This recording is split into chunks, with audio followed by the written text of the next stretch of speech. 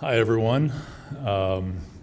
Welcome to our housing clinic, the economics of housing and best practice in housing production. Today is September 24th. Welcome to this clinic. I'm very glad you're here. This is part of our comprehensive plan update process. And my name is Landon Bartley. I'm the principal planner for the City of East Lansing. Just wanted to real quick update you guys on where we're at in the comprehensive planning process. So what this doesn't show is sort of the early work that we did late last year, and just starting into January, we were working with the community and the Planning Commission to determine the sort of the highest priority areas, the focus areas for this comp plan update. And then we had student engagement on campus through spring semester. And then when we got into April, we started to do the non-student engagement. So we had a shared core values exercise in April. We had a session with Dr. Lamore from MSU's Center for Community and Economic Development in May. Then we started doing topical meetings. We had Social Equity Month in June, Public Health Month in July, and Climate Resilience or Climate Month last month. That's also crossed out because that's been done. But we had a great talk with author Danielle Aragoni, who wrote Climate Resilience for an Aging Nation, and then had a little workshop out at the Patriarch Park after that. And this month is Housing Month, so we have, tonight we have this event, the Housing Clinic with Ryan Kilpatrick, and then next Monday we have an exercise out in downtown East Lansing, a little workshop. We're at the corner of Albert and MAC, and I'll talk about that in a moment. Then we'll sort of be wrapping up our community engagement phase of this plan update and start to move into, okay, now what, right? Synthesizing the information that we've gotten so far, reviewing it, start to draft our update document, and after that we'll check back in with the community. So we expect to hopefully adopt this plan still early next year. We've had a comprehensive plan committee that's been meeting every month and making sure the process is on track, and it's been on track so far, so I'm feeling really good about this update. The events that are coming up over the next couple weeks. So I mentioned next Monday, the 30th, we have an interactive workshop downtown East Lansing. There's going to be live music, there's going to be ice cream from Tasty Twist, and a lot of opportunities to have your voice be heard, because we want to hear from you as far as what are your needs, what are your desires and priorities, particularly as far as housing. And your feedback will be well informed after tonight's housing clinic. So excited about that. The following Monday, October 7th, is Every Plan, Everywhere, All at Once. If you didn't get a little flyer up at the front, please grab one on your way out. This is going to be in this room on Monday, the 7th, 5:30 to 7:30. It's an open house. We have about 9 or 10 different planning processes that are going on around town. And part of a planner's job is to make sure we're all coordinated in our approach, right? So we wanted to do that for the city planning processes that are happening. So all of those are going to be in this room with some desks and probably swag for each one, some exercises for each one, and opportunities to review the plans at all their different sort of stages, give feedback on each one, and start to draw connections between those. So you don't have to register. We always love it if you do. If you do, go to everyplan.eventbrite.com and register there, please. And then following the next week on Thursday, 11:30 a.m. in this room, 11:30 to 1, we're going to have a session with Dr. Zina Koetval, who is the director of MSU's urban planning program. Dr. Koetval is going to help us say essentially what I just said. Hey, now what, right? We did our community engagement.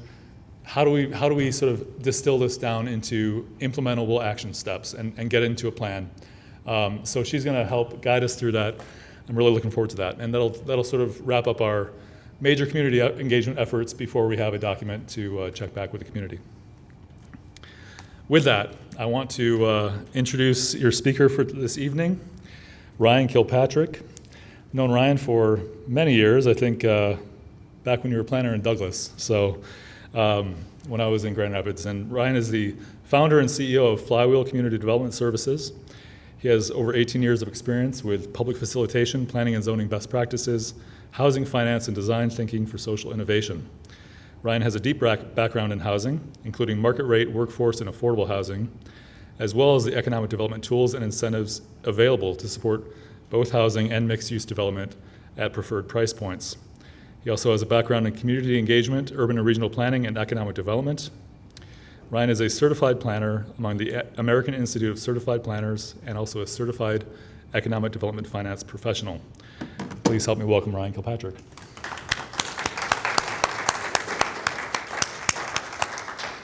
Thanks, Landon. Hi, everybody. That was a great introduction. Appreciate you, Landon. So, as Landon mentioned, I've been doing this work in the housing space now for, pretty close to 10 years. Economic development for most of my career, planning for all of my career. But housing has become more of a passion since 2015, 2016. And in 2018, I was the founding executive director of a West Michigan nonprofit called Housing Next, which is an organization geared towards establishing housing as a core economic development issue. And so we worked with our local Chamber of Commerce, the Community Foundation, the United Way, the county administration, and our economic development partners to bring together a multi-sector approach to solving for our housing needs in West Michigan. Now, West Michigan is a little bit unique in the state of Michigan because it's actually the fastest growing region in the state. As you all know, Michigan has kind of had its ups and downs in terms of population growth, but Kent County and Ottawa County have really been growing really quickly compared to the rest of the state for the last couple of decades. Those are the two fastest growing counties in the state of Michigan. So we've been trying to figure out how do we keep up with growth and really trying to innovate along with the change in demographics and the change in population. And so part of what I'm going to share with you tonight is kind of our lessons learned over the last 10 years or so in West Michigan. Part of this is going to be unique to the City of East Lansing because you've got a very unique economic climate with the impact of the university paired with a slower growing mid-Michigan region. And then part of tonight is really about you guys. How many people are planning to come back for the September 30th event next week?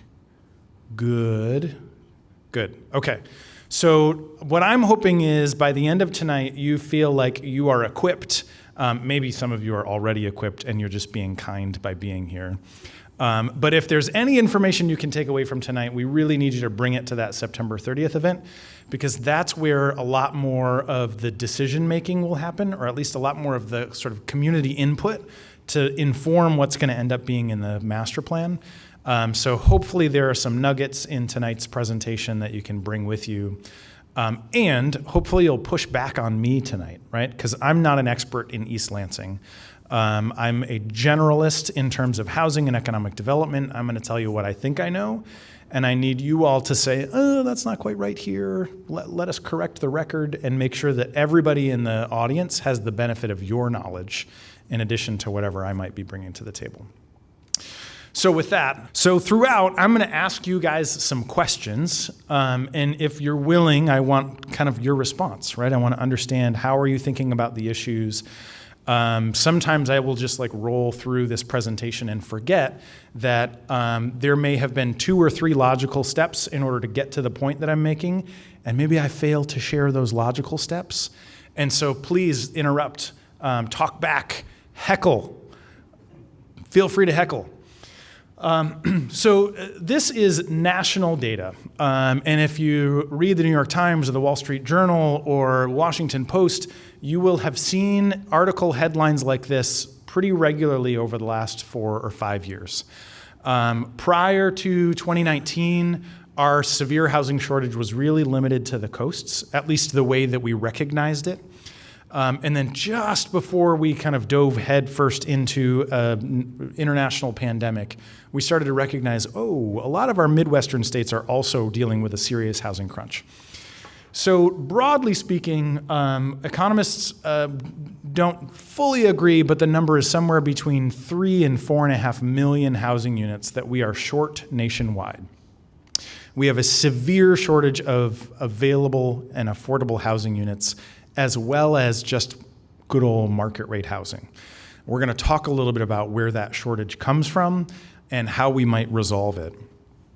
But East Lansing is its own unique little butterfly, right? So 1990, your population was actually a little more than 3,600 people greater than it is today. So East Lansing has technically lost population over the last 20 years.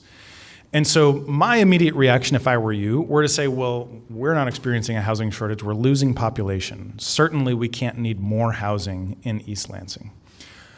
Well, that would be true if the household size across the U.S. and in your market were remaining the same, but it's not.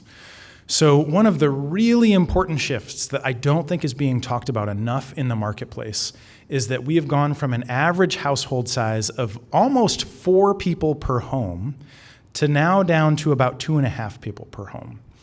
And so much of our planning and zoning around housing for the last 75 years has been oriented around the baby boomers, right? Beginning in 1945, as GIs started to come back from World War II and quickly had families and demanded more housing in the marketplace, our orientation as a society, as a country, has really been around single-family homes designed for families with kids, mom, dad, 2 dogs, and a cat, or maybe something else, right?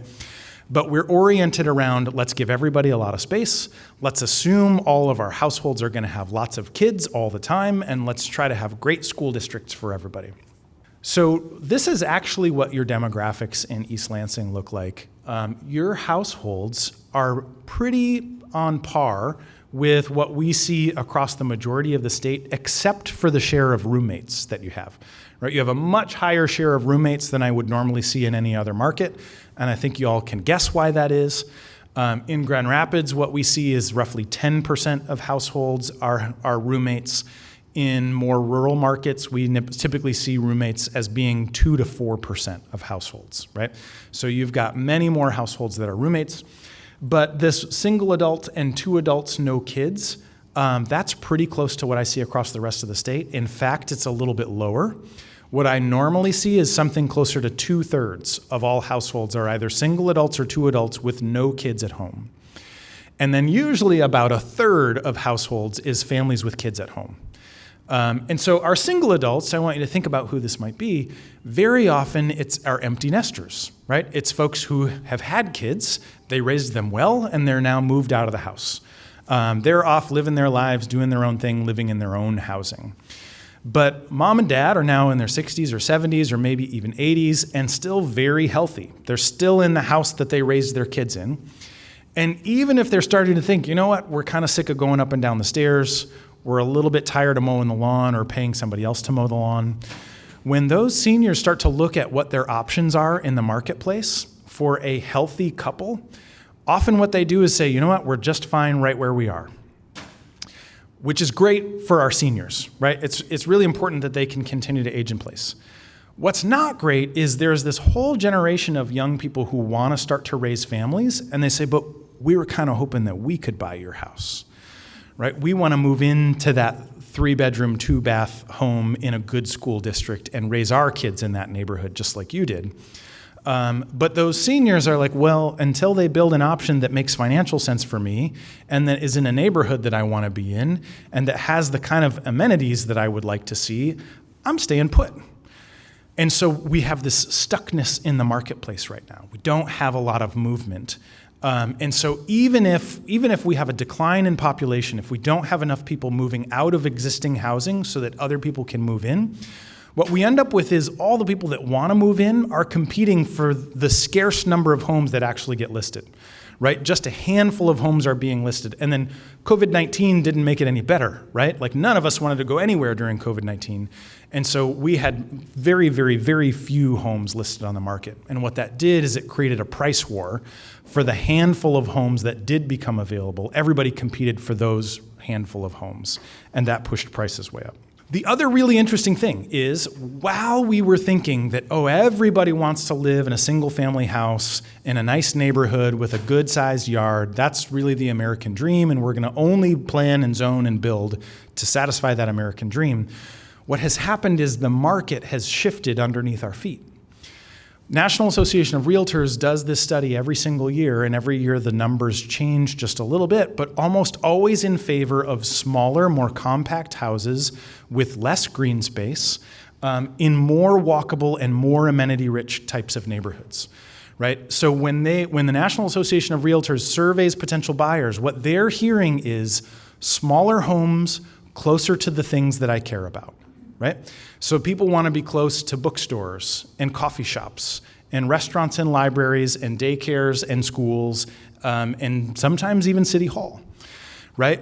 And they're less interested in having 2,500 square feet on a third of an acre, right?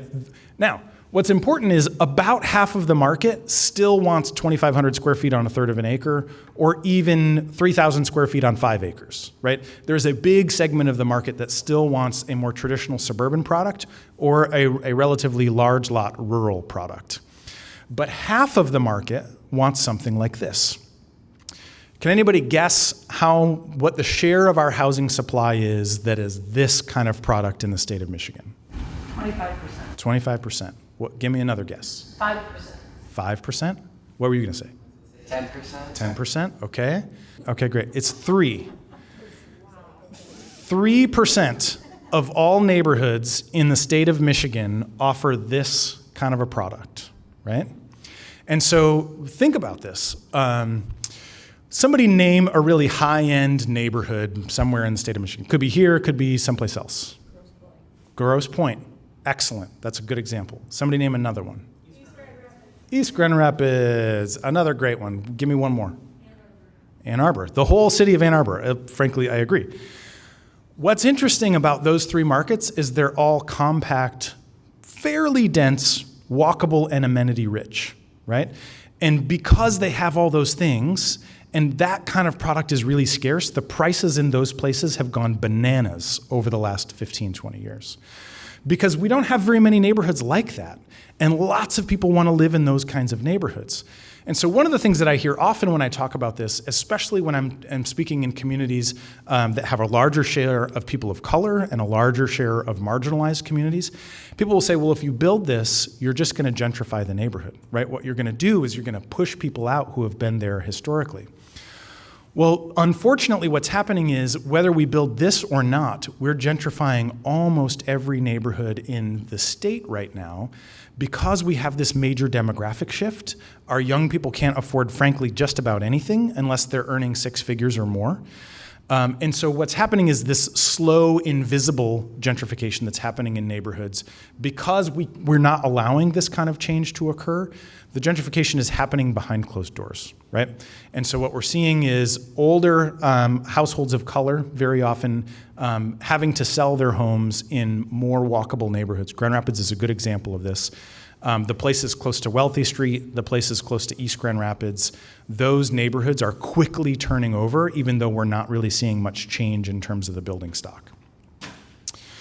So here's an example. This is the national data. The big blue bar says 72% of our total housing stock is single family only, exclusively single family. And about 28% is either townhomes or duplexes or multifamily.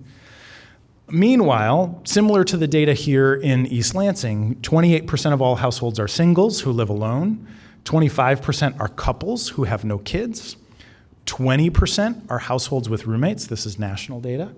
And then at the bottom, 20% are traditional nuclear families, right? And so who feels like the kind of housing that we have in the marketplace today stacks up very neatly and adjacent to the types of households we have today?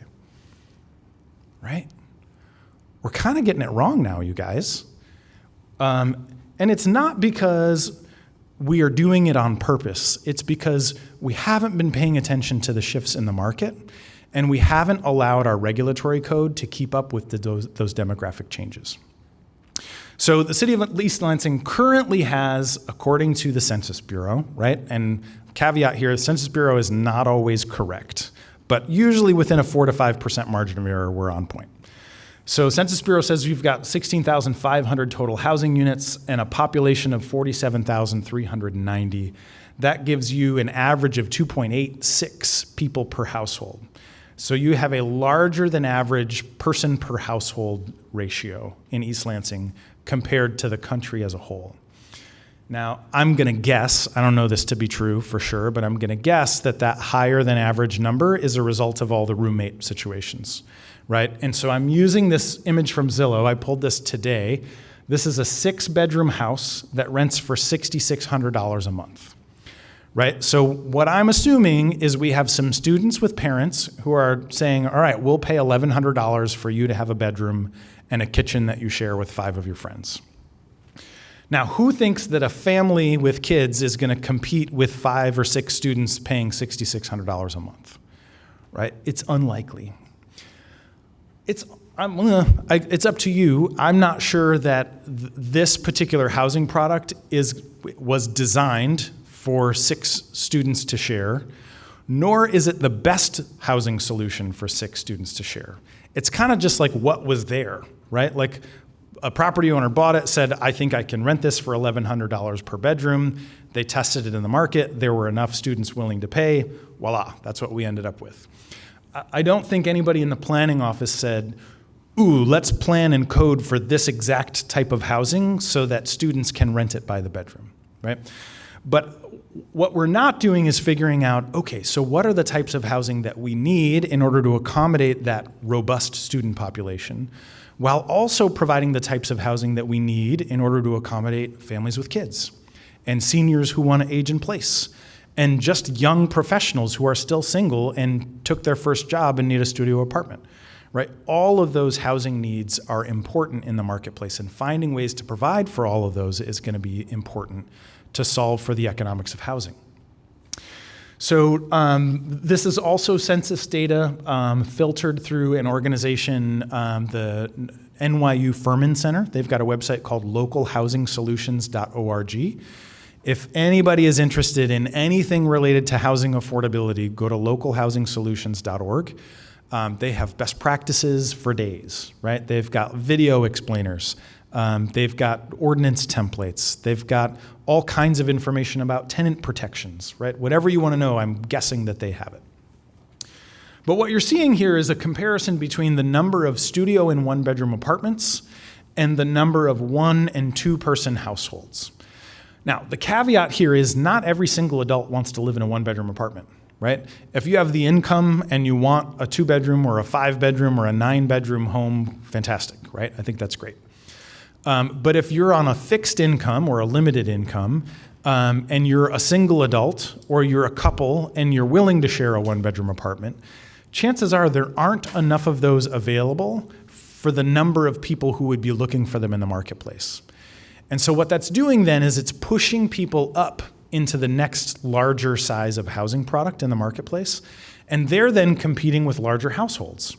And so ultimately what happens is households that really need the 2-bedroom can't get it because a higher income household that only wanted a 1-bedroom but couldn't find it is out competing them on price. And that's happening over and over and over again across the marketplace. Who's my economics professor in the room? You were about to raise your hand for something. Oh yeah, ask a question. Well, previous slide, those numbers do not include, I would assume, the new construction along Michigan Avenue, the Red Cedar project, because that would be the City of Lansing and Atlanta. So we're recording this for everybody who couldn't attend. I'm going to call it a statement because it was a wise statement that we'll just share with the group. This data probably does not include the apartments that were just built on Red Cedar because those are located in the City of Lansing. And they may have come online after 2022 when this data arrived in the Census Bureau. So there's, just having driven past, I would guess there's probably a couple hundred additional apartment units there. Yeah. So, so these are, if you can't see the measurements on the left, these are measuring in thousands. There are just under 3,000 studio and 1-bedroom apartments and about 10,000 households who are single adults or couples with no kids. So, maybe we got another 500 apartment units, and I would guess a third might be studios and 1s. So that's good, right? It's a couple hundred more studios and 1s. Nobody raised their hand to proclaim themselves an economics professor, right? Okay. Well, then, whoever's smarter than me, feel free to chime in. I took a couple of economics courses in college, but I wouldn't claim to be an expert here. But what I do want to make sure is clear here is most products, most commodities in the marketplace, when we manufacture something in a factory and sell it, the higher the price, likely the fewer the people are willing to pay the price. And so most manufacturers are trying to find that sweet spot between price and quantity where they can sell the most things to earn the most money, right? We call that elastic demand. As the price goes up, fewer people want it, and it's a relatively flat kind of linear curve. Inelastic demand is when we raise the price and the number of people who refuse to buy it once we've raised the price doesn't budge very much. It budges a little bit, but not very much. That's how we articulate our housing supply, because if you need to live in the city of East Lansing for work or for school, or because you don't have transportation, right? And so you need to walk or ride your bike in order to get to the places you need to go. You don't have the option of not paying for, buying or renting housing in East Lansing, right? And we'll talk in a few minutes about the old drive till you qualify motto and how that's not quite working out the way that it used to. But inelastic demand basically means you kind of have to keep paying more and more regardless of whether you want to, even if the product isn't great. Because most of us will not choose to become homeless. So one of the things I just want to make sure is undergirding this conversation is in addition to the economics, right? In order for all of our businesses and government and university and daycares and schools to operate, they require employees, and those employees generally require a place to live, right? So in order for our society to function, we need to have an adequate amount of housing to support all of the people necessary to the functioning of society. In addition to that, it's also an important social good, right? Economics be damned. Most of us require a place to live just to feel safe, right? Maslow's hierarchy of needs, it's very low in the pyramid. It's a very important thing just to feel like we're safe and to function in a normal way. So having housing is going to be a critical need across the community. The question is, how do we provide for it? And here, what I want to make sure we're talking about is we're not just expecting that you should put up a bunch of additional boxes for people to live in that have no soul, right? That don't have some sense of authenticity, that don't feel like they're of the place, right? What we want to do is create neighborhoods that imbue within themselves a sense of belonging. We want to create places where people want to raise their kids and want to get old and want to be a part of civic government and the social life of the community. And so just building big apartment buildings that are isolated off in the corner of town and aren't really connected to the fabric of community is not a solution, right? It may satisfy some folks who say, whoa, we don't want any change in our neighborhood, put it all over there, but it doesn't create community. So before we talk about how we create community, I want to talk about who needs housing in the city of East Lansing. So the average elementary school teacher with about 10 years experience is earning around $60,000 to $65,000 a year. The rule of thumb in terms of what you can afford for housing is 30% of your gross income is kind of your maximum budget before you really start to sacrifice economic strength. Right? So if you're spending more than 30% of your gross income, that means you're probably not going to be able to save for retirement or to save for a car breakdown or put money away for your kids' education, right? All of those things start to be sacrificed. So this teacher's budget, maximum housing budget, is about $1,550 a month. The average median price of a home in East Lansing is $280,000. That's actually pretty darn affordable compared to many of the markets that I'm operating in right now. But your mortgage for a $280,000 home, assuming you put 10% down and you pay 6% interest on your mortgage is going to be $1,950 a month. So a single adult earning $60,000 a year can't afford to buy the average house in the city of East Lansing. I think what we probably want to be able to do is create a future in which our young adults feel like there is a path to home ownership, right? And that path to home ownership might look a little bit different than your path to home ownership.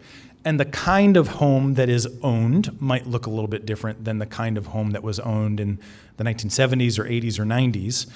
But ownership and the opportunity to build wealth and equity, I think, is generally pretty important to a lot of people. All right, who wants to be without ambulance drivers? Nobody raised their hand. All right, so EMTs, there are lots of people in this professional category, pharmacists, many of our daycare workers are earning about this amount of money. Their maximum housing budget is just under $900 a month, while the average 2-bedroom apartment rents for $1,250 a month. I think that number is low, right? I think when you start to look at homes that are in competition with students, we're closer to $1,600 a month. Many people are willing to pay $700 or $800 per bedroom in town. So some of the folks that we really need to get to work fast sometimes aren't able to live in the city we need them to be able to work in. And that's important context. Now, we've done the same math for lots of jobs across the city that we think are pretty important. We've talked about bus drivers and nurses, construction workers, facilities managers, and seniors on a fixed income. You see that left-hand column, the third one down? The average senior on a fixed income who didn't have a really big pension is getting around $500 a month in terms of their budget for housing. So the good news is many of our seniors own their homes outright, and they don't have a mortgage payment, they're just paying taxes. And thanks to the Headley Amendment, their taxes aren't going up by more than 3% a year. But if you didn't pay off your mortgage, or if you don't own your own home, how many people think there's a lot of $500 a month apartments out there, right? And so thinking about the folks who grew up in East Lansing, who raised their kids here, who retired, and are now trying to spend the last 15, 20 years on a fixed income on $500 a month, those folks are really, really struggling. And often those are the folks who don't want to show up and ask for support. And so they're suffering quietly. All right, any questions so far? Anybody want to throw something at me yet? Yeah. So, as a young person, I found myself not really even looking at like home ownership as like an option in the future, because like it's going wild, and I disagree to some extent that supply and demand stuff is really the root cause of increases in rent. I pulled this up. I was reading recently about an app that a lot of landlords have called a Yield Star, which basically calculates exactly how high you can set rent before people move out. And I guess my question is to you is like, is there, because like this is kind of like, it's kind of like putting everybody in cahoots when they're raising rent, because the higher the rent is everywhere else, the higher they're willing to pay this rent, and then everybody's rent increases. And I guess my question is, in this plan, is there any like plan to get these homes like rentable, but out of the hands of like independent landlords? So I can't speak to the details of the plan, but that's a good question, right? And I would highly recommend a series that Jerusalem Densas has written for The Atlantic. She's now packaged it into a little book, and I'll have to look up what the name of that book is, but she writes really well about the economics of housing. And you're right that a lot of landlords are pushing rents kind of to the maximum that they're able to.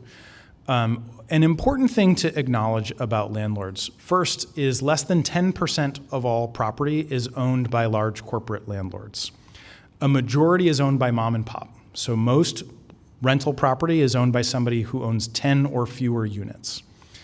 The other important thing is, if we had 150 vacant units and 10 people looking for apartments, and all of those vacant units were in generally the same place, who has the upper hand?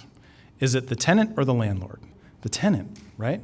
So when you have a lot of available supply on the market and you don't have very many people looking for supply, the tenant is able to kind of say, you know what, your apartment is $400 more than his apartment. I think I'm taking his because I can save money. You might be giving landlords more credit than they deserve. And the reason I say that is I work a lot with property managers and with developers on a very regular basis, and they're not talking to each other. and they're not all using the same platforms or apps. They've all got their own models. What we're seeing in the market right now, and there's a lot of data. The other person that I would highly recommend, Shane Phillips, wrote The Affordable City. He's at the UCLA Turner Center. He's got a podcast called UCLA Housing. They do a lot of economic research about this. And there is very recent data that shows the more supply you have in the market, the more quickly you see rent reductions. And the less supply you have in the market, the more quickly you see rent increases. But I think your point being, do we need more housing that is owned by some sort of public or nonprofit trust, right? Do we need more housing that isn't controlled by a corporate landlord or even a mom and pop landlord, but essentially by an entity that has the community in mind? And my quick answer to that would be yes. There's something called a community land trust, which is a really great tool. It can be a nonprofit entity, it can be a public entity that holds land in trust. It can build housing on top of it. It can sell the homes and still own the land underneath. It can rent the homes and still own the land underneath.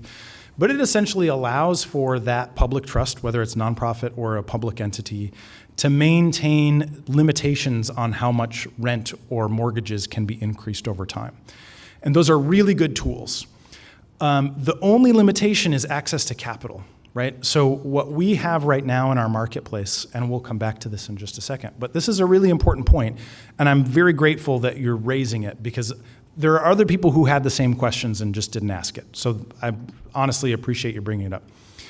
96% of all of the property and all of the housing in Michigan and in the United States is owned and operated by a private for-profit entity. We as individuals are private for-profit entities, right? Like when we buy a home, we buy it with the expectation that it's going to appreciate in value. As soon as it starts to lose value, we're like, oh gosh, maybe I need to get out of here, right? So 96% of houses or apartments are privately owned. And controlling enough land to have an influence on values would require a ton of capital to buy a lot of property in order to change those market dynamics. So even if we get big federal investments that increase our low-income housing tax credit programs and provide a lot more investment in housing, making up the gap is going to be a monumental challenge. We probably don't have enough capital in the city of East Lansing or in Ingham County to solve that challenge. And so what we have to do is figure out how do we flex with the market, right? How do we understand market dynamics and do a little judo, aikido to use the dynamics of the market in our favor instead of being used by the dynamics of the market. So I'm happy to continue that conversation. I'm not trying to claim that I'm right in any way, but I'm also happy to share all the data that informs my opinion. So in terms of why we're in this housing shortage right now, first, we already talked about our projected household growth, not population growth, but household growth, is outpacing the production of new housing units. So again, I want to remind you, 10, 15 years ago, there were lots of households with 2 adults in their 50s and 2 children in their teens or early 20s. And over the course of the last 10 or 15 years, those teens and early 20s became 30-year-olds, right? And so where we had 4 people living in one house, we now have 2 people living in that original house, and the other 2 have moved out into separate homes, right? So where one house was able to accommodate all 4 people 10 or 15 years ago, now we need 3 homes to accommodate 4 people. This is the nature of the issue right there. Number 2 is our zoning currently doesn't really allow us to build a whole lot of product other than single-family homes or giant apartment buildings, right? We're not very good at building the types of housing that sit in between single-family homes and giant apartment buildings. And yet, half of the market wants that thing in between. And number 3, it used to be 10 or 15 years ago that if you just drove another 20 minutes, the next community down the highway was going to be less expensive and you could find something you could afford. The problem is this issue has now permeated a majority of communities. I'm working in the city of Traverse City in the Leelanau County area. There are people who drive regularly 2 hours to work and 2 hours home. Leelanau County has a firefighter who lives in Saginaw. He drives from Saginaw to work. He does a 48-hour shift, and then he drives back home to Saginaw. It's a 2.5-hour trip each way, right? So the nature of our housing crisis has permeated the entirety of the state. Even in places that are economically disadvantaged, there isn't a lot of availability. So how did we get here? So this graph in the upper left illustrates the share of new starter home sales. So in terms of our total housing production in the 1990s and early 2000s, starter homes, or homes that were priced around $150,000, $200,000, made up 40 to 45% of all homes under construction. Then we hit 2007. What happened in 2007? Housing crash, right? So in the housing crash, what happened to everybody's home values? They plummeted. And they plummeted because we had this glut of supply that showed up on the market, right? Like we had all of these foreclosures as a result of mortgage-backed securities. People made risky loans to people who weren't really qualified to be homeowners, and the bill came due in 2007. Banks started to fail. All of these mortgage-backed securities unbundled. Suddenly we had a ton of homes available on the market, and with too many homes available on the market and not enough buyers, prices just plummeted, right? So my wife and I bought our first house in Grand Rapids in April of 2007 for $117,000. By 2010, our value had fallen to $63,000, right? So we lost half of our value in 2 years. And it wasn't because we burned the house down. It was because half of the homes on our block were available for sale and nobody wanted to buy them, right? People lost faith in the market. There was too much supply available. And so during that period of time, when we had all of this older housing stock available very cheaply on the market, our construction companies could not build starter homes, right? Because if you're in the business of building homes for young people who want to buy their first home, and there are a bunch of houses available for $40,000 or $50,000, but it costs you $150,000 to build roughly the same size thing, just a little bit nicer, what are the chances you're going to sell a bunch of that product that's $100,000 more, but not all that different?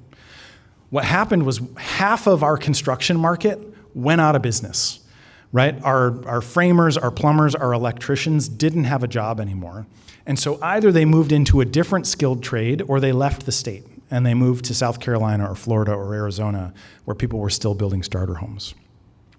So we stopped building starter homes, essentially, in 2007, and we really never recovered. Today, if you go look for new construction in the marketplace, the lowest price point I could find in East Lansing was $356,000. The average price point in Ingham County is $422,000 for a typical single-family house that's 3 beds, 2 baths. Now, every now and then you can find an Allen Edwin product that's like $280,000. They've found some ways to shave some dollars off the cost. But for the most part, you're not finding $150,000 to $250,000 homes that are new construction. And meanwhile, we have all of these millennials that are finally in a position where they're like, we could actually buy our first home, but there's no starter homes available. And so they're now competing for the older housing supply that's on the market. Yes, sir. Now that housing prices have come back up from the 2007 crash, why haven't new developments of starter homes also come back up? Great question. That is the question of the day. So I paid him $20 to ask me that question as a lead into this slide. So the question was, now that housing prices have come back up again, why aren't we building a bunch of starter homes, right? The market should be there. The first answer is we didn't train enough young people to be plumbers and framers and electricians in the early 2000s and the 2010s to now do the work, right? So we have a labor shortage that we're facing. But if we could permit and finance a bunch of new single-family homes that were affordable to that middle-income market segment, I'll bet you that a bunch of developers would find some young kids to train to frame and plumb and do electrical work. But part of the problem is from the early 90s until very, very recently, we have systematically made it harder and harder and harder to build just about anything. As many of us have gotten to a point where we can become homeowners and we're living in a neighborhood, we've started to layer on more and more standards to how housing gets built with the expectation that it will protect our neighborhood, right? With the expectation that, well, gosh, we don't want anybody to build crummy housing in our neighborhood, or we don't want the kind of housing that they built down the street a few years ago. That doesn't look very nice. So we're going to continue to add layers of regulation that make it harder and harder to build those things. What we're not very good at as planners, I'm throwing Landon and I under the bus here, is anticipating the unintended consequences of the additional layers of regulation, right? They tend to be well-intended layers, but they tend not to do all the things we expect them to do, and they often do a lot more than we anticipated. So this is a breakdown of the general costs of development. Usually a builder or a developer won't spend more than 10% of the total project cost on land.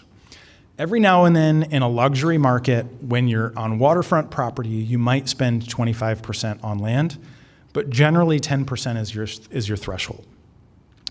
All of the ways that we regulate land are the maximum density standard, right? Many zoning ordinances say you can't have more than X number of units per acre. And I'll bet you, if we went back to whoever drafted that standard in the code, they couldn't really tell you why it's that number, right? The best probable answer is, well, we looked at some other zoning codes in other communities and that was the number they were using. And so we thought that was probably a good idea. Most communities have a maximum of somewhere between 6 and 10 dwelling units per acre. And I'll tell you, the neighborhood in this community right here is probably 7 to 8 units per acre. But oftentimes we're saying even multifamily residential can't have more than 10 units per acre. So we're placing these arbitrary barriers on how much housing can be on an acre of land. The other way we regulate land is minimum lot width or lot depth. And what that means is you're going to require a certain amount of road frontage for every single lot. And we're going to talk more about how that standard has become so dangerous in terms of fiscal responsibility. We also regulate setbacks and we regulate green space, all of which I would argue are very well-intended standards, many of which have a deleterious effect on affordability. I won't enumerate all these things, but construction costs are regulated by use restrictions and floor area and parking requirements. Design is an important one. In many instances, we have planning commissions that care a lot about good-looking product, right? They don't want to see bad development because they're going to hear about it when they go to the grocery store. Or they're going to drive by and their spouse is going to be like, I can't believe you allowed that product to get built, right? They don't want to hear those kinds of complaints. And so what they're going to try to do is get the best possible product built in the marketplace. But what we don't do very well is actually code for good product. What we don't do is say, here's an example of what we want, right? And here's exactly how you build it. And if you propose this to us, we'll give you a permit. What we tend to do is we wait for plans to get submitted and go, I don't think that's quite it, but I'm not sure how to tell you what to do differently. So here's your plan back, please try again. And what happens is many developers will then go through 3 or 4 or 5 iterations of design, kind of guessing at what the Planning Commission wants to see until they finally land on the design that the Planning Commission says, we're just sick of looking at this plan, we'll give you the approval. That's expensive, right? They're going to pay an architect for 3 or 4 or 5 different iterations. And I'm going to bet you everything I have in my back pocket that most developers aren't going to say, oh, well, I'll just eat the cost of all that architectural fees. They're going to pass all those costs onto the end buyer or the end renter every single time.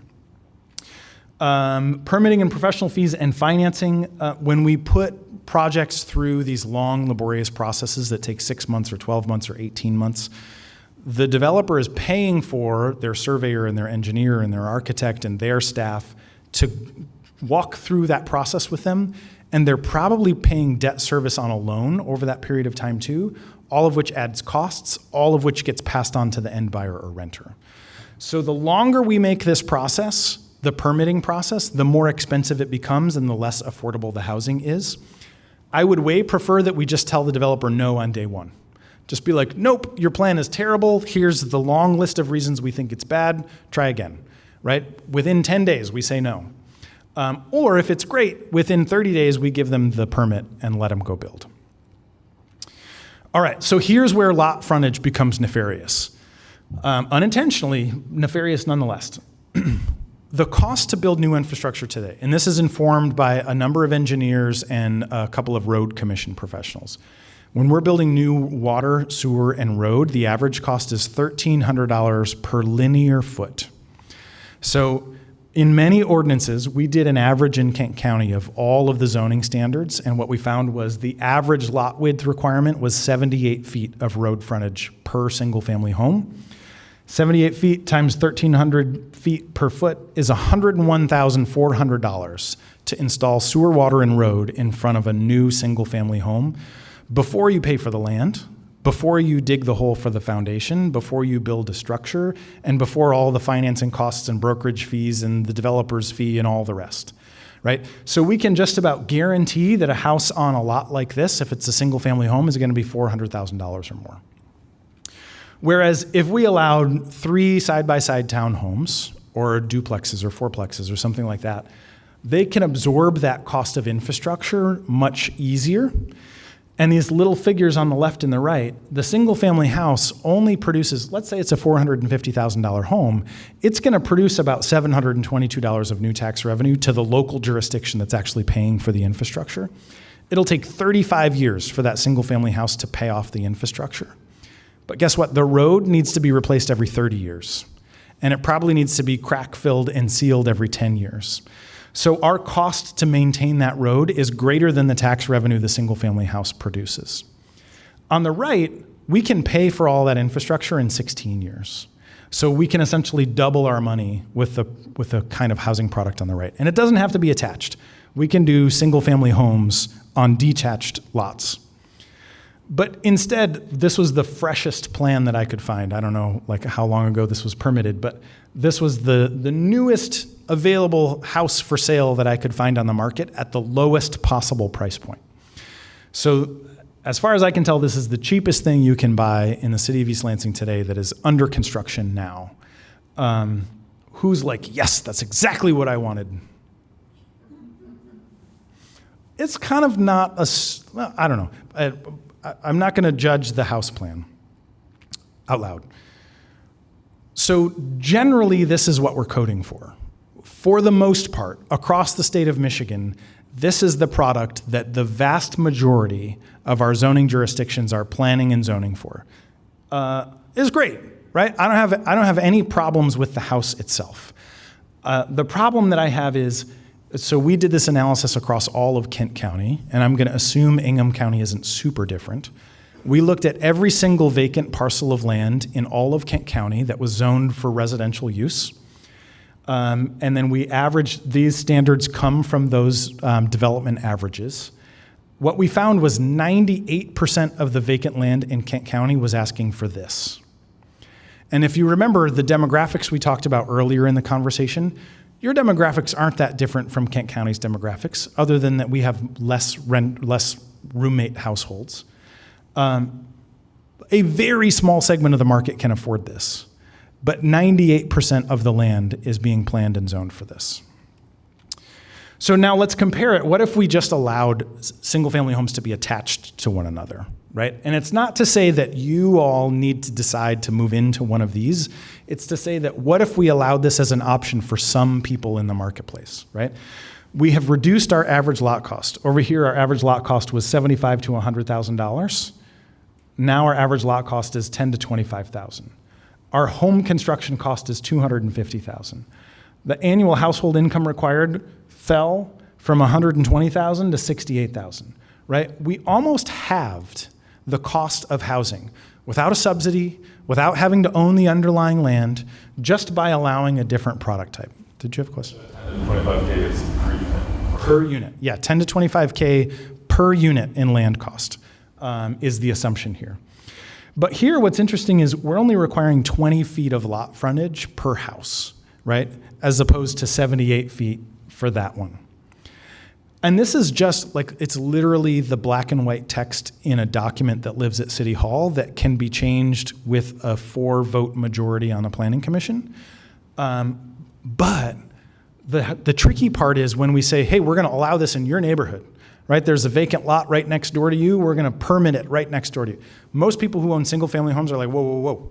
Like, this is great, as far away from me as possible, but I don't think I want it next door to me. And so the challenge becomes, okay, if nobody wants it next door to them, then where do we put it? Also similar, if we were to allow 4 units on a lot. Yes, ma'am. So have you seen what the history is of putting in townhouses or the 4-unit that you're about to show into a single family? What happens to the single family property values? Yeah, they actually go up, believe it or not. So and I'm going to repeat your question just for the audience at home. So the question is, what happens to property values when you allow townhouses or small-scale multifamily in a neighborhood? So we have direct experience with this in West Michigan. We have a number of communities, including one that was named earlier, East Grand Rapids, recently allowed duplexes by right and attached missing middle housing typologies like this one and a couple others by right near the little town center that they call Gaslight Village. And those actually sold for more than some of the adjacent single-family homes that were 100 years old, right? So on the one hand, you could say, well, wait a second, if they sold for more, how are we solving for affordability, right? The challenge is a bunch of people want to live in that neighborhood and they were excited about brand new housing product in that neighborhood. And so we still have this supply and demand mismatch. Yes. And we also address in East Grand Rapids what is happening. And I know my daughter lives there. She bought Weaver's house in East Grand Rapids. And the only reason that she got it was because the individual who lived there had lived there for 65 years. And he wanted a young family to be able to move in. Because what's happening on her street in that neighborhood is builders are buying those houses and they're putting in $1 million homes. Yep. I'm going to repeat that too. So the comment was, I used East Grand Rapids as an example, and the comment was, she's got direct experience with a family member who lives there, and they have seen that people are buying older single-family homes, tearing them down and replacing them with $1 million or multi-million-dollar homes, sometimes tearing down 2 homes and replacing them with 1 big house. Right? This is a problem when we have a lot of demand in a confined geographic area and people with lots of disposable income who really want to live in that area. Right? And the question is, why is East Grand Rapids such a magical place that people are willing to spend so much money? Right? And part of it, a big part, is the school district. They have a very high quality school district.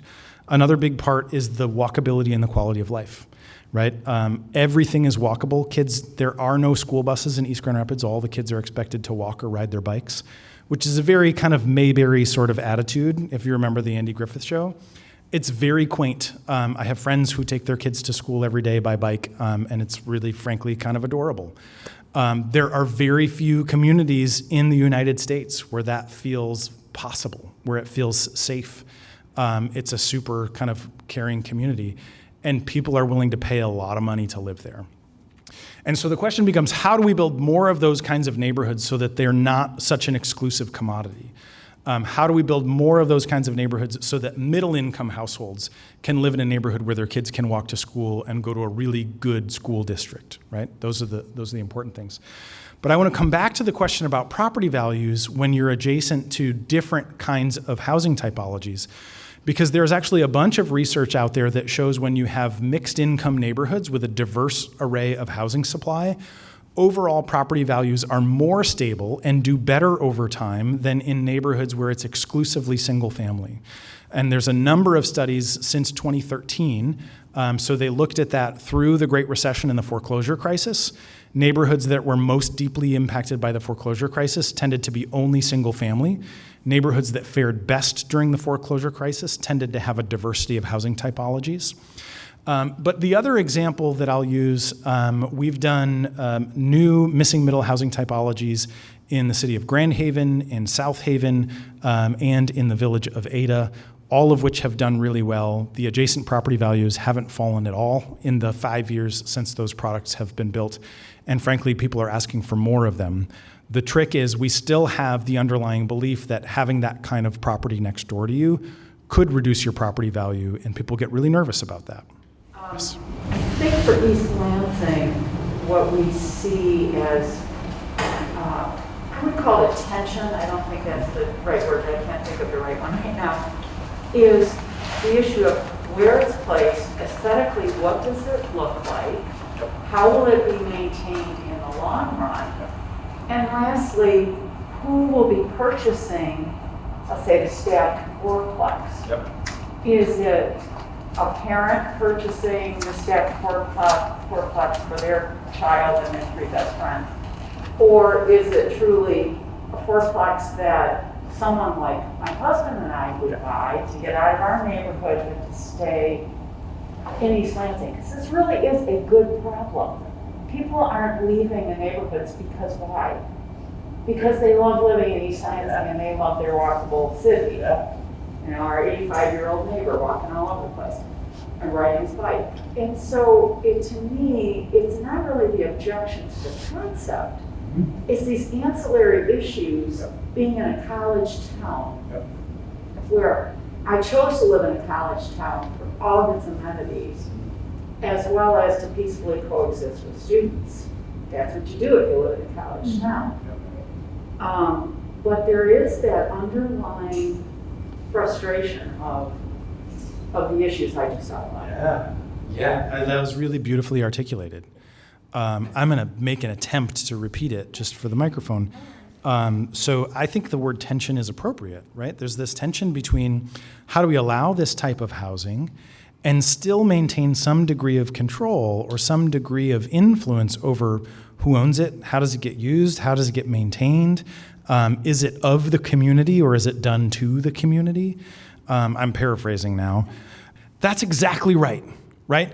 And what we tended to default to was, whoa, no, let's not do this because it's hard, right? We know how to regulate single family homes and we're just gonna cross our fingers and hope that it's just families with kids who move into those. But it turned out it was also student housing, right? Allowing only single family homes isn't solving the problem. And so what we have to do is address the root of what you're talking about, right? Like how do we ensure that we have local ownership whenever possible? How do we ensure that we have good property maintenance code enforcement so that when somebody's doing something they're not supposed to or they're failing to maintain the property, there's a check on that, right? And also, as a community, probably what you have to grapple with is what does it cost to have adequate code enforcement, right? And are we willing to make the investment in city staff to ensure somebody's going out on a weekly basis to make sure that the party house isn't a party house anymore, or that the lawn is getting mowed the way that it's supposed to. And this is an important one, this is my own personal belief, I think we also have to find new social structures to apply our own form of leverage on our neighboring properties, right?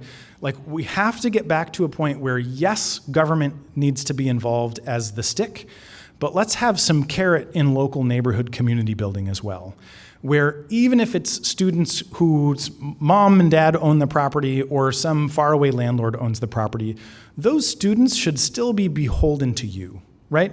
Like they should know, frankly, we're gonna get in a bunch of trouble tomorrow morning if we're up past 10 o'clock making a bunch of noise, right? Because the neighbors don't like it when we do that and we're gonna hear about it and we're gonna feel bad, right? How do we begin to build that mutual sense of accountability back into our neighborhoods?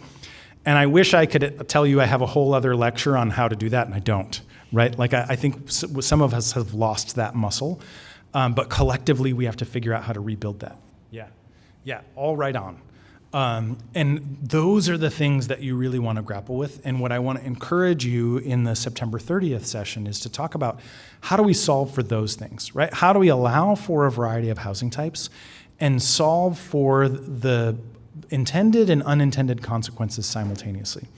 Because what we have to do is acknowledge that we're getting both intended and unintended consequences that stem from allowing only single family homes and big apartment projects, right? We're not getting everything that we had hoped out of that arrangement. And so how do we allow for a greater diversity, but also task Landon and the city staff with saying, hey, we got to solve for like the lack of kids in the school district. How are we thinking about that? And we got to solve for adequate property maintenance, right? How are we thinking about that? And so either way, it comes with this push-pull and continuing to name the issue instead of scapegoating, oh, it's a different kind of housing, we don't like it, which is often what most communities do that I work with. We're going to say, you know what, actually, we really like the diversity of housing, but let's not assume that's going to solve all of our problems. So we've talked a lot about this. I'm not going to spend a ton of time The old adage of location, location, location remains true. And what I like to articulate to folks is density is only valuable in the right location, right? So if we're going to allow more housing, we don't want to put it way out in a cornfield where it's not next to anything. We want to put it close to the services and amenities that it really benefits from most and that benefit from it, right? Small businesses do better when close to higher density activities. And the more kind of activity we have in one place, the more we can support alternative forms of mobility and greenhouse gas emission reduction. And there's all kinds of other things. So what I like to do is say proximity, proximity, proximity, right? So location, yes, but what we're actually more interested in is what are you close to? And it's the things that you get to be close to that allow density to be great or make it terrible. Right? Like if we just pack a bunch of people in one spot and isolate them from everything else, it's not a great scenario. I saw your hand up. We had a period of time when we built high density and they were called public housing projects. Yeah. So, there is some kind of cap here, I think, unless that's what we want, I don't know, about the number of units, and you've been describing smaller units, obviously. But for a city that is as land tight as we are, if we're going to build higher density, they're going to tend to be toward the outer limits of our city because that's where the land is. So I'm not saying that this is practical for East Lansing unless you're about to show something. I am. That's a great lead-in. Thank you. So the comment, and it's an appropriate comment, was higher density in other situations and historically has led to negative consequences, right? And so I'm assuming that there was kind of an intuition that if we put too many people in one spot, we're going to end up with negative externalities that we're not excited about.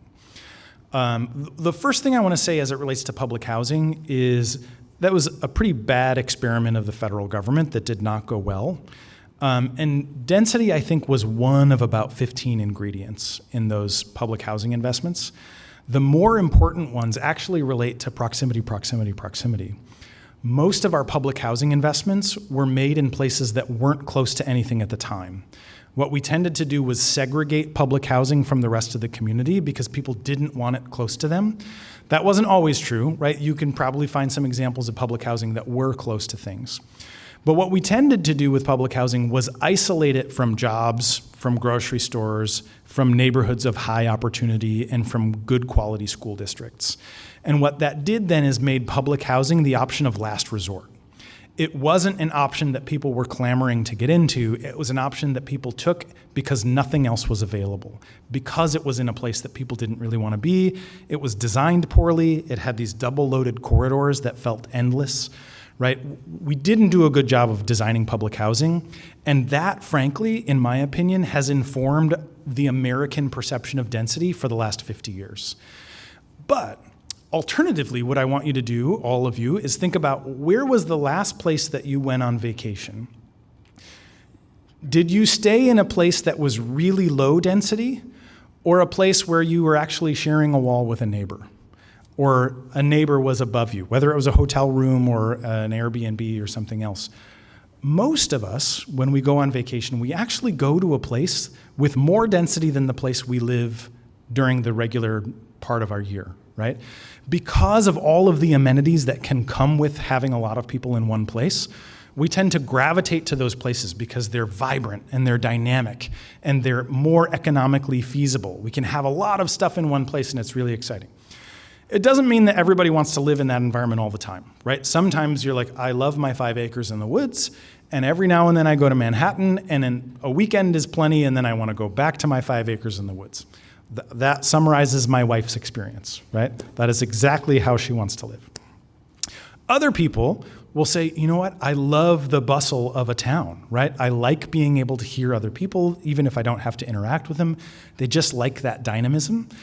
And so I think when where you're going and we're about to go is, where is it appropriate? Like, how do we plan for this to go in locations where we're like, all right, we think it makes sense here, but not there. And what are the conditions under which we're willing to allow it to exist? So I'm with you in saying, some of the things that I'm showing you do not belong in every neighborhood. And your job next week is going to be to inform Landon's process and Lene's process in figuring out what do you want to allow and where does it fit. And so now let's talk a little bit about that. So my favorite thing to talk about is parking lots. Does everybody else love parking lots? They're like, it's where I want to go hang out all the time. So this is an example, Lakeside Mall in Sterling Heights. I don't know if anybody saw the Cranes article. It's like a $2 billion investment is going into that mall property to turn it into a little town, right? And I know you guys don't have a big mall in the city of East Lansing, but you do have a couple of grocery stores and some strip malls and a handful of places where there might be a little more asphalt than is necessary in those locations. Now, there are trade-offs, right? When you start building on parking lots, people need to get comfortable with not having a parking space that is immediately adjacent to their destination. And I know you all are also used to that anytime you're downtown on Grand River Avenue. Or we can start to build infrastructure that allows us to bike to more places or to walk to more places or to have more little neighborhood stores so that we don't have to go to Kroger or to Meijer every time we want groceries. There are trade-offs, right? Again, I'm not here to tell you what to do or where to do it, but rather there's a bunch of options that are different from the way we've done things in kind of suburban America for a long time. And so now what we're going to start to do is talk about how do we code for these things and how do we talk about them.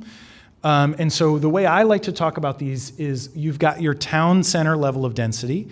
And I think what's happening on Red Cedar is close to this density, but I like the images of my examples better than what got built. These are more expensive buildings too, by the way, so, take it with a grain of salt. But if you look at your zoning code and it has a density maximum, if it says no more than X number of units per acre, I'm going to spend a bunch of time over the next 15 or 20 minutes talking about how many units per acre the examples I'm showing you are to desensitize you to density, right? Most of the time people are like, whoa, 6 units per acre, that's crazy talk. We want to get you comfortable with higher levels of density and what it actually looks like. So this is 40 units an acre or more if we're building like this, assuming we don't have a sea of parking behind it. But these tend to be 3 to 6 stories in height. We've got mixed use on the ground floor. It tends to be served by transit, right? Once you get enough of this kind of building all in a row, you tend to have enough people who are willing to take transit that transit becomes viable. Usually you want to make sure these are within 5-minute walks of a park, right? Because you're going to have dog owners and you're going to have kids and they want to go be in green spaces and I want to be in green spaces. So you want to always be planning when we're allowing for this, let's be thinking about where's the land going to be for the park, the amenity. And generally when buildings like this are close to the street, we want to slow traffic down. We're not putting these on streets where everybody's going 55 miles an hour. And if we are, we're going to slow the traffic down because I don't want to live on a street where everybody's going 55. And I don't want my kids on that street. We want to make it into a neighborhood. The next kind of lower tier is this village style residential. So this tends to be 20 to 30 units per acre. This is kind of classic New England small town, right? Anywhere you go in kind of the Boston area outside of the city of Boston, you're going to find neighborhoods like this, where you've got townhouses and row houses and duplexes and triplexes, as well as single family homes. They intermix really, really well. These tend to be very walkable neighborhoods. This level of density supports corner stores. It allows people to bike and walk to a majority of their locations, at least to eliminate 3 or 4 car trips per day. So most of us get in the car 9 or 10 times a day, and our average trip is under 2 miles. This kind of a neighborhood allows you to probably cut in half the number of times you have to get in your car. And if you're concerned with greenhouse gas emissions or you just want to get more exercise, this is the kind of neighborhood that really allows for that. Now, adjacent to those neighborhoods, so in a minute I'm going to talk about corridors. Typically, these 2 housing types work really well on those more arterial corridors. This is more of a Main Street style. But then in the block that is immediately adjacent to those corridors, we want to be thinking about these kinds of missing middle housing types. So not saying that these should permeate every single family neighborhood, but maybe within 100 feet of those higher density corridors, we're gonna think about allowing some of this kind of product type. And this, you can see, general density is 12 to 25 units per acre. It really depends on how much parking you're gonna require. And how much parking you require depends on how good the alternative ways of getting around are. The average city block is about half an acre. So generally we allow these on smaller lots, right? Most of the time what we're coding for is lots that are way bigger than necessary. And I'm gonna show you some very specific dimensional standards in a second. This is actually one of my favorite product types. And most people get really excited about these. So what you're seeing on the lower, or actually the middle image, is called a cottage courtyard or a pocket neighborhood. And what this is it's a smaller single-family detached house that we call a cottage. It tends to be somewhere between 650 and 1,200 square feet in size. Usually it's only 1.5 stories, right, to make it feel smaller, because we're gonna put a few of them together on one lot. And so there's a few ways to do this. If you have, let's say, a half an acre, you could cluster maybe 6 of them on one lot. If you just have a standard single-family lot, you might allow 3 of them, right? Like one in front of the next. But these are great for empty nesters who are like, you know what? We loved this 3,000 square foot house when our kids were home, but we don't think they're coming back. They've moved to the coasts or to Denver or Portugal, who knows where. If they're not coming back and you just need one spare bedroom, having a little cottage like this can be a really great option. You don't need to have stairs all over the house. The maintenance is reduced. These kinds of homes are pretty easy to say, hey, we got our place in Florida or Arizona or whatever it is. We can lock it up and walk away for a couple of months and it's fine. And in the bottom, you're looking at an accessory dwelling unit. An accessory dwelling unit is like a granny flat. It's where the Fonz lived, if you remember Happy Days. It's just that little backyard cottage that you can have as an income property or for your mother-in-law. And so one of the things that we've done is we've created a pattern book for housing typologies, where we are trying to teach communities how to code for these housing types. So I'm gonna run through these very quickly, but you're gonna have access to this presentation for later. So first and most important is smaller lot houses. We tend to require too much land per home overall.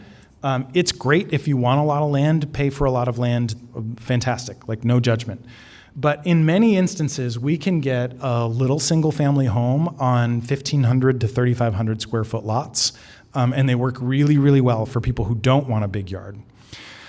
So this is an example from the city of Grand Rapids. This is on the southeast side. What we see very often is these neighborhoods that were platted in the early 1900s through kind of like the mid 1920s.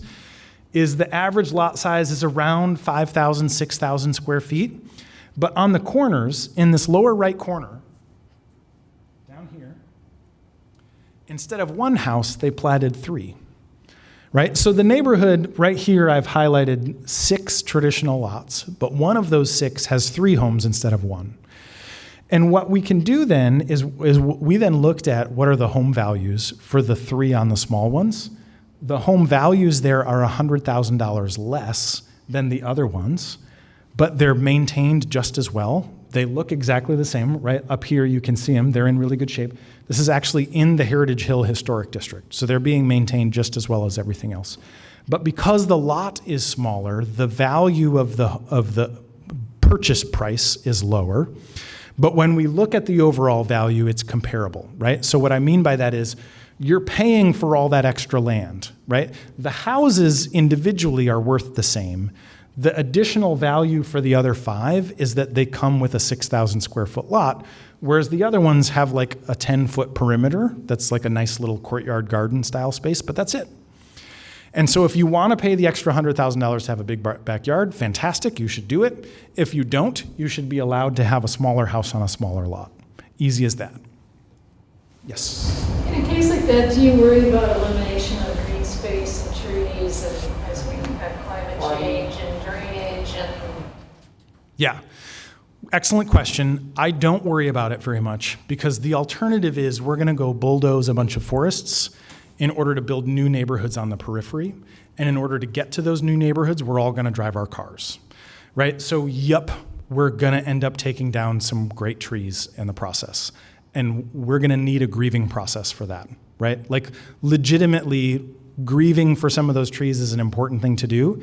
And in some places you're gonna say, no, I cannot cut down the tree in my backyard. I will not sell that as a separate parcel because it's too important to me. So, again, I'm thinking of green space, or we're having flooding problems in East Lansing. If you take away some of the green space where that rain could go, do you then have to make sure that you're redoing infrastructure? Yeah, or you need on-site storage for water, right? So generally what you want to be planning for is the rate of stormwater flow. So flooding typically occurs because you have one big rain event where all of that water is rushing into limited infrastructure over a short period of time. So what you want to do if you're going to eliminate a backyard to put 2 additional houses is think about how do we slow the rate of flow of stormwater into the stormwater drainage system so that we're not overwhelming the system. And basically what that means is you're going to do a little study on the front end to say what is the rate of flow today. And then the builder is going to commit that we're going to put enough storage capacity on site that we can slow the rate of flow to what it is today before development. And that might mean there's a holding tank in the basement of one of the houses, or there's a holding tank in the remaining green space that's going to sit underground. It's going to collect that storm water and it's going to have a little valve. And that valve can control the rate of flow into the drainage system. But those are, like, to the earlier point, right? Those are the things that we have to solve for. We can't just be like, great, density everywhere. We have to be naming those things and saying, all right, there is going to be an issue. We're going to collectively agree that it's going to be an issue, and we're going to agree on what our solution to that is. Did you have another question? I was just curious about in all these different options and choices, it's about what's being replaced. Yeah.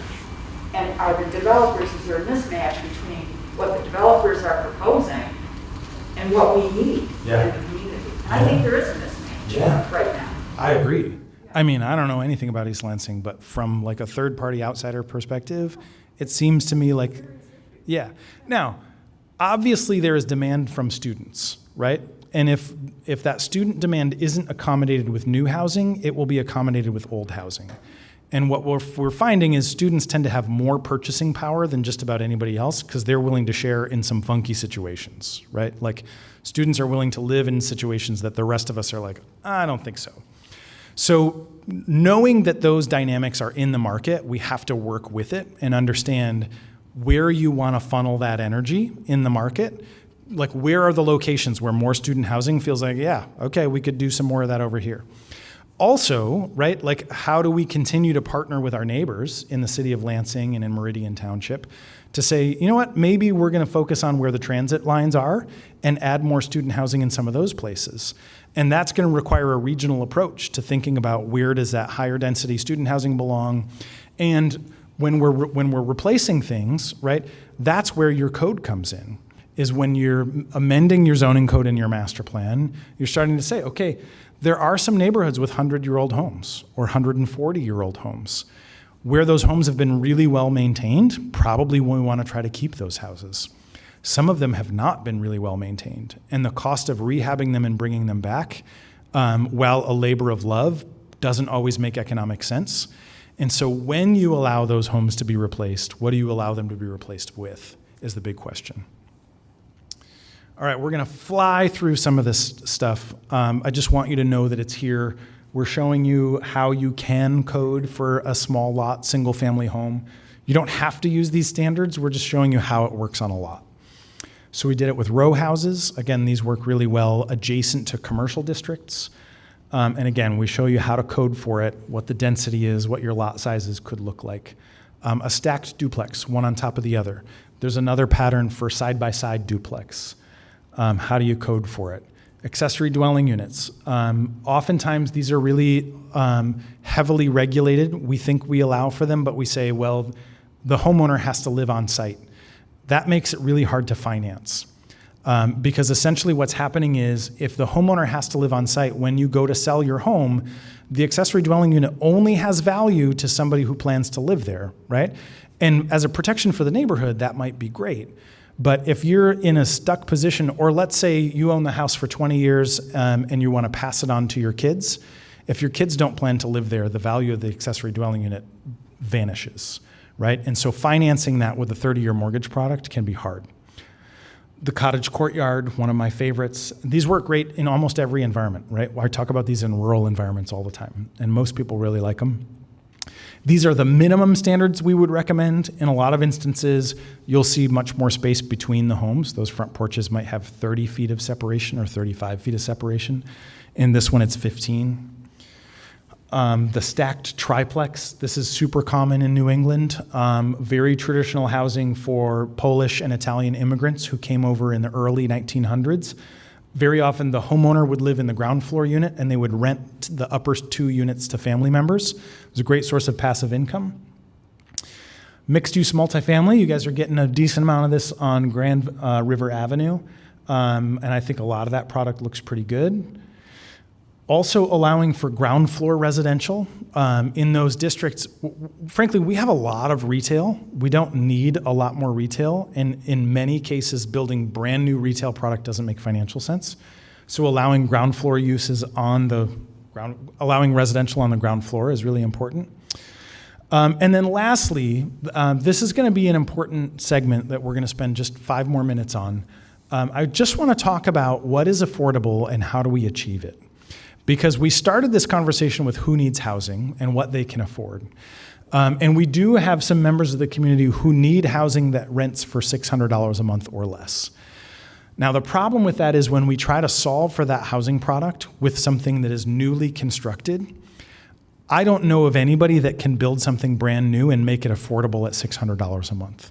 The cost of construction is too high. Right now, we're averaging $250 a square foot for new construction.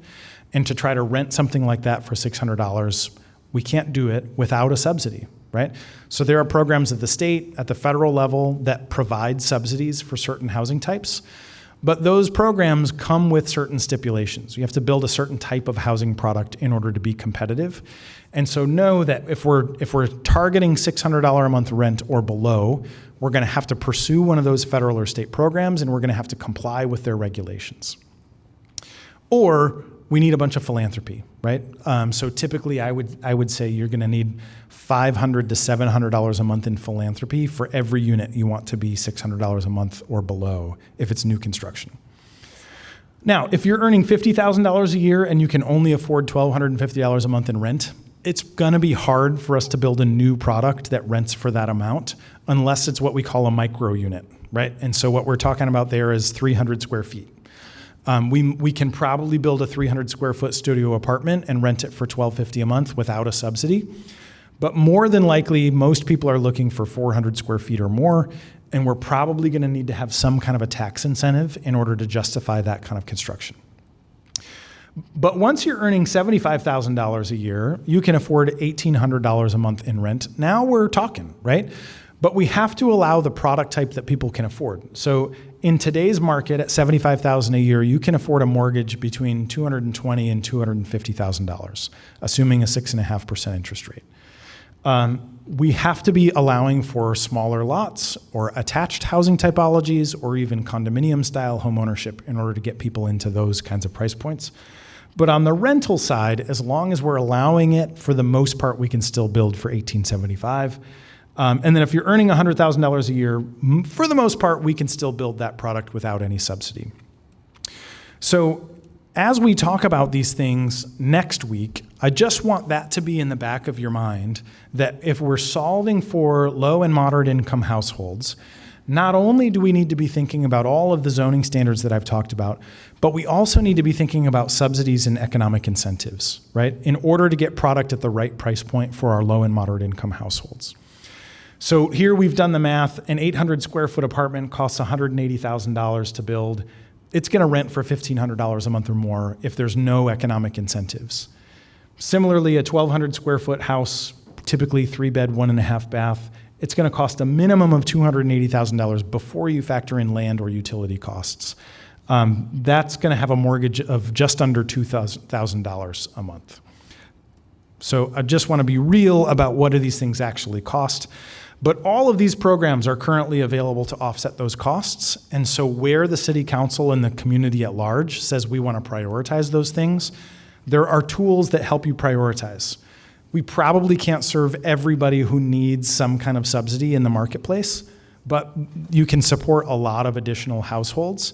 And my favorite thing to do is to think about mixed income developments and mixed income neighborhoods where market rate housing produces more tax revenue that can be captured and used to pay for low and moderate income households. So I took you on a long journey. I've got plenty of time for Q&A as long as you feel like hanging around. Don't feel bad if you want to get up and storm out. But if you want to stay and chat, I'm here as long as you like. Yes, sir. You just mentioned mixed income housing. Do you have any good examples of mixed income neighborhoods in Michigan? Yeah. So there are a handful, but not enough. So many of our downtowns today still have mixed income housing. So oftentimes it's our downtowns that over the last 20 years we've revitalized, we've started to reinvest in, thanks in large part to the Michigan Economic Development Corporation and MISTA prioritizing their subsidies in those downtown environments. So what we've seen then is older housing stock has often been preserved using MISTA grant funds, while newer stock has been incentivized using MEDC funds, and we end up with a mix of market rate and income restricted affordable. And it's many of our downtowns that have become some of our more vibrant places and the kinds of neighborhoods that I've been talking about for most of tonight. So the low-income housing tax credit is the largest federal subsidy for rental projects in the country right now. And for a long time, MISTA was prioritizing projects that were in those kinds of downtowns because they knew that that's where the big opportunities were and because they knew MEDC was going to invest alongside them. So most of our downtowns, Grand Rapids, 30% of its housing stock downtown is affordable. It's income restricted. Detroit has a similar goal. Detroit's got pockets that are great and pockets that are not so great. But yes, we've got good examples. Traverse City, a little bit, right? There's some affordability that's been preserved, but that's getting a little out of control. Ferndale, great. Excellent. Great. I see you in the back. Yeah, so is the 30% standard for your gross income for your housing still accurate when everything else costs so much? We're paying more for food, we're paying more for our gas, we're paying more for insurance, for prescriptions. How can we still justify 30% as our standard? Yeah. So it's still the rule of thumb, but I'm going to repeat your question, which was, is 30% still the right rule to use when inflation has made everything else more expensive too? Utilities, gas, groceries, all the other things. How can you still afford 30% on housing? The answer to that is you can't, right? Like inflation has really created a lot of havoc in a lot of spaces. The CPI index, are the number that we use to measure inflation, is heavily weighted by the cost of housing. So roughly 60% of the CPI index is the cost of housing, and the rest is groceries and utilities and gas and everything else. So the amount of inflation that we've experienced over the last 5 years was largely due to scarcity of housing supply and also due to increases in prices at the grocery store and at the gas station and everything else. So I don't have a good comeback other than to say you're right. It's super hard to afford everything. Yes. So we have a housing crisis right now. Do you anticipate we'll have a glut in 20 to 30 years when the baby boomers all have to move out of their houses? Yeah. Not if we do this well. I'm going to repeat the questions. We have a housing crisis right now. We have a shortage of housing now. Do we anticipate we will have a glut of housing in 20 years as baby boomers all move on to the next best housing option, right? Oftentimes I'll have a slide at the end of this that says we need to build adaptable, flexible housing product, right?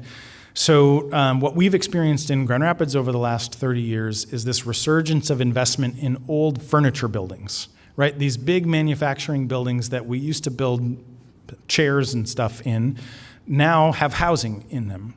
Office buildings are being converted into housing. Those buildings were designed to allow a lot of natural light and good airflow. The ceiling heights are good in order to accommodate plumbing and ventilation and all the other things. So they're very adaptable structures.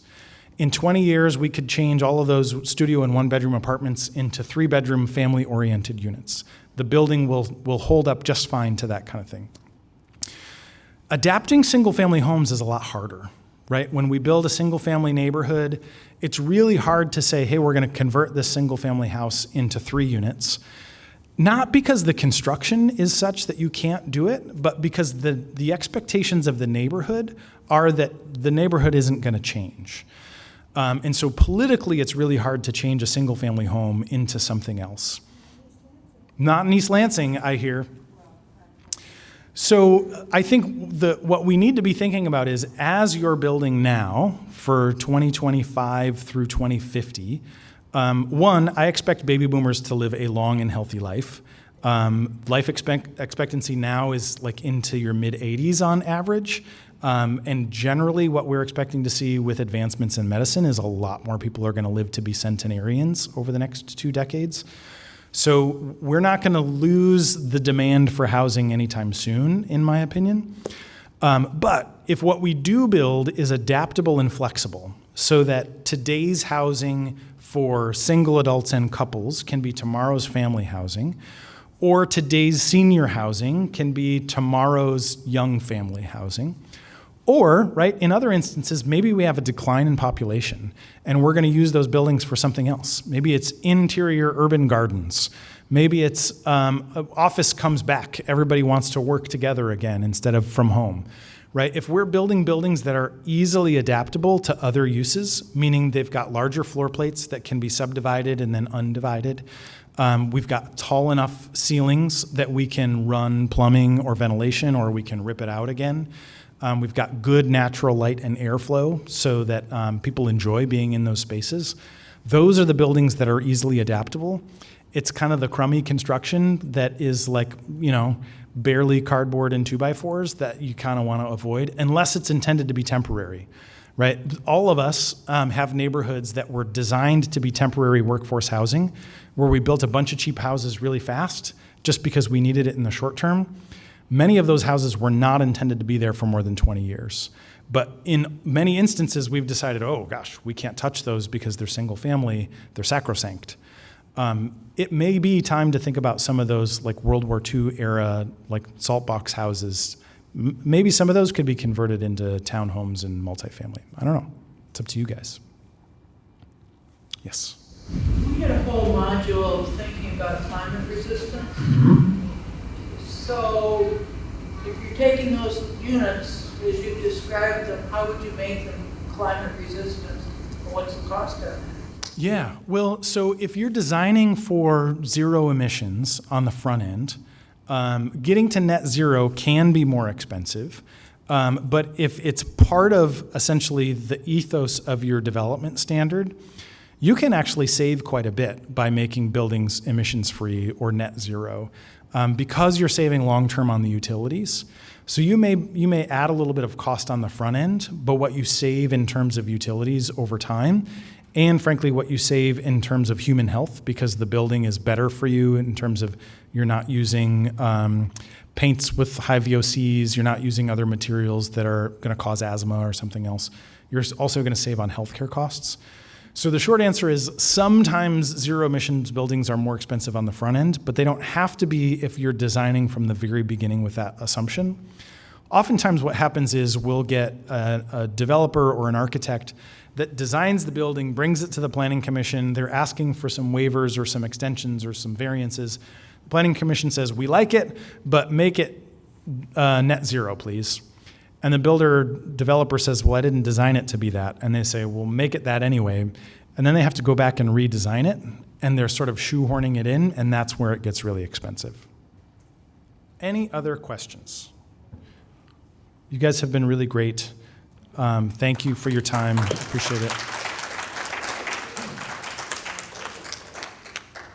Hey, thanks everyone. I know we kept you a little bit over, but I think it was worth every minute. That was fantastic, Ryan. Thank you again. I want to applaud you again. I thought that was really, really good. And I learned a lot. I don't know about you guys, but this is setting us, I think, on a good path, right? So next week on Monday, show up downtown.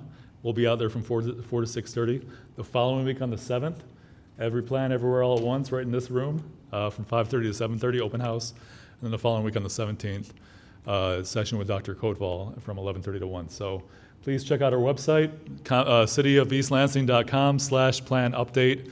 And if you didn't sign in when you came in, please do so on the way out. Thanks again for being here. Thanks.